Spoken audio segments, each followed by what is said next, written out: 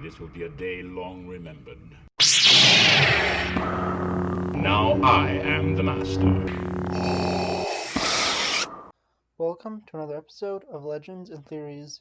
This is my review for Wonder Woman 1984. Just a word of warning for my channel. On it, I will give movies until the Monday after they release as a spoiler-free zone, where any videos I talk about it will have a spoiler warning.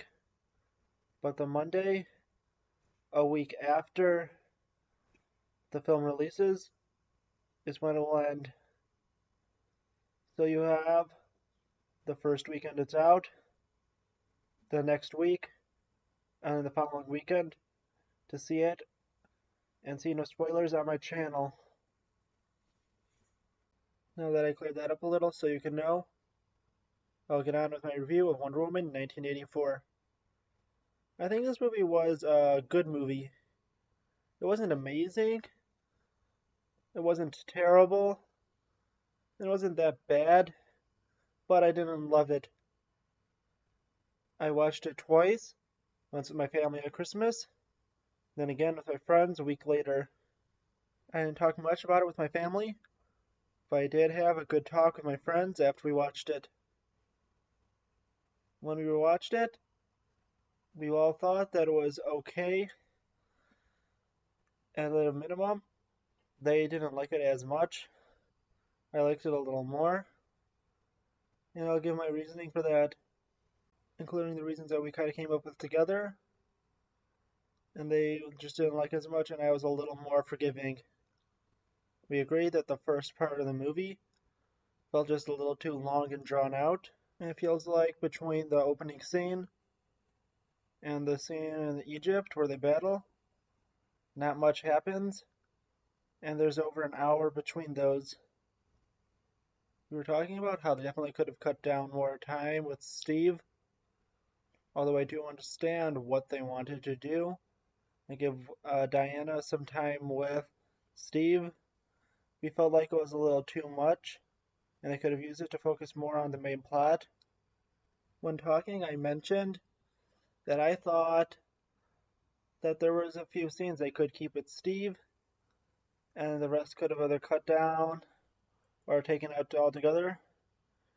I was thinking that, of course, you would need the scene where him and Diana reunite. You need the scene where he's in the Museum of Air and Space, so I feel like that would be an important moment for his character, and have a nice moment between them. And finally, I felt like you could keep at least one of the scenes where they are together, just as a moment for Diana to have this.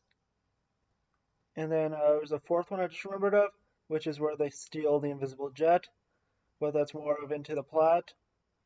So that's not as important to the ones that are not as important that I just mentioned.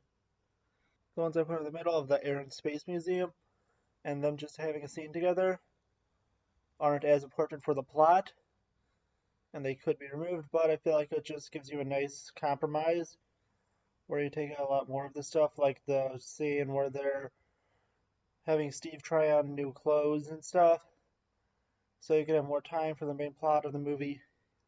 One thing we agreed on was the character of Max Lord. We all thought that he was fun and was the best part of the movie. We loved how, campy he was, and it just felt like it was right for the movie.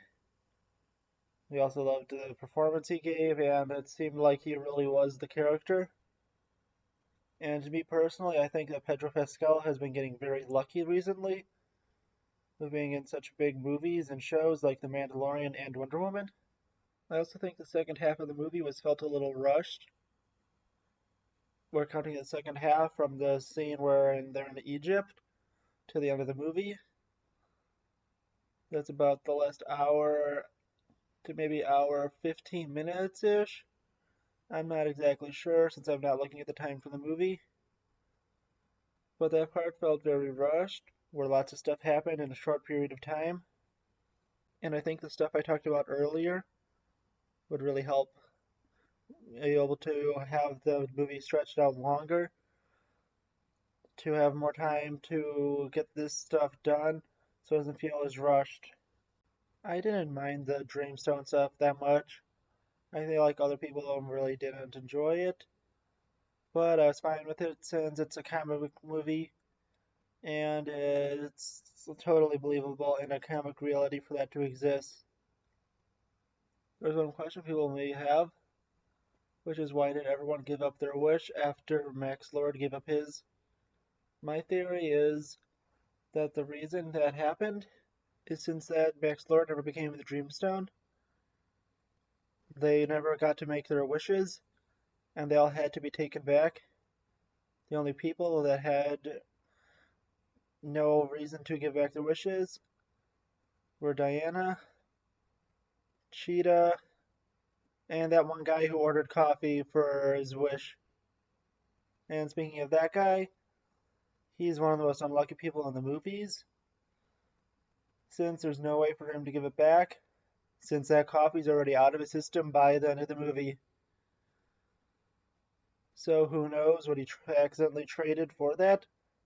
He may have lost his soul for a cup of coffee, and that is one of the most tragic fates for anyone in a movie. Another question people may have is how did Cheetah become Cheetah, since she didn't get another wish, since there was only one from the Dreamstone? And the answer is simple. If you listen to Max Lord while he's granting the wishes and the giant satellite, he uses some of the negative consequences from the wish to make Cheetah become Cheetah. And speaking of Cheetah, I don't think the CGI was terrible, and it was a lot better than something like Cats. Overall, there's not much I have to say about this movie. It's just that I liked it, I didn't love it, but I also didn't hate it. Thank you for watching this episode of Legends and Theories, and may the Force be with you.